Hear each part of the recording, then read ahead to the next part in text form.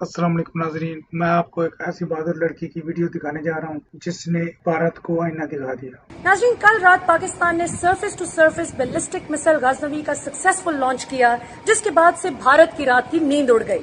अभी कुछ देर कबल मुझे एक भारतीय न्यूज चैनल ने पूछा कि पाकिस्तान ने ऐसा क्यों किया, तो मैंने उनको तसल्ली दी कि डरिए मत, धीरज रखिए। ये तो सिर्फ पाकिस्तान की डिफेंस प्रिपरेशंस का एक छोटा सा हिस्सा है जो आपने देखा है।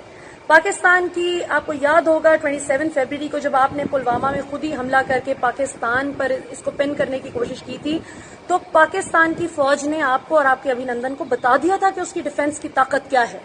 और मैं हैरान हूं कि वो मुल्क जिसकी फौज दुनिया की तीसरी बड़ी फौज है, जो क्लेम करता है कि वो बड़ा मजबूत है और वो दूसरों को सबक सिखाएगा, पाकिस्तान को सबक सिखाएगा, कश्मीर को सबक सिखाएगा, वो पाकिस्तान के एक मिसाइल टेस्ट की कामयाबी से डर गया है। शर्म की बात है। आप वो लोग हैं कि जिनका इस पूरे खित्ते में सबसे ज्यादा डिफेंस बजट है। 35 अरब डॉलर्स आपकी फौज पर खर्च किया जाता है डिफेंस बजट की मद में।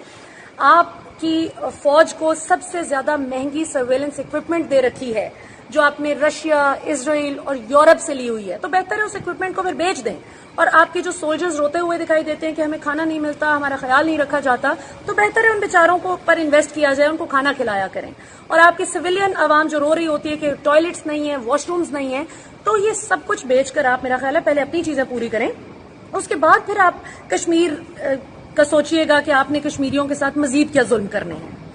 न सिर्फ मैं पाकिस्तानियों को शाबाश देना चाहूंगी कि जिन्होंने अपनी फौज के साथ जो खड़े हैं, जो कश्मीर के साथ खड़े हैं और भारतीय जारहियत का मुंह तोड़ जवाब दे रहे हैं, इनको बता रहे हैं कि जुल्म आखिर जुल्म है और वो मिट कर रहता है इंशाल्लाह।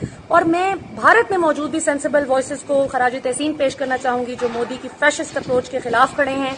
आप सब मिलकर, हम सब मिलकर इंशाल्लाह इस खित्ते को एक पीसफुल रीजन बनाएंगे। और हमें बताना है, मोदी को बताना है और बीजेपी को बताना है, ये अमित शाह, अजीत डोवल, इनको बताना है कि जंग किसी चीज का हल नहीं होता।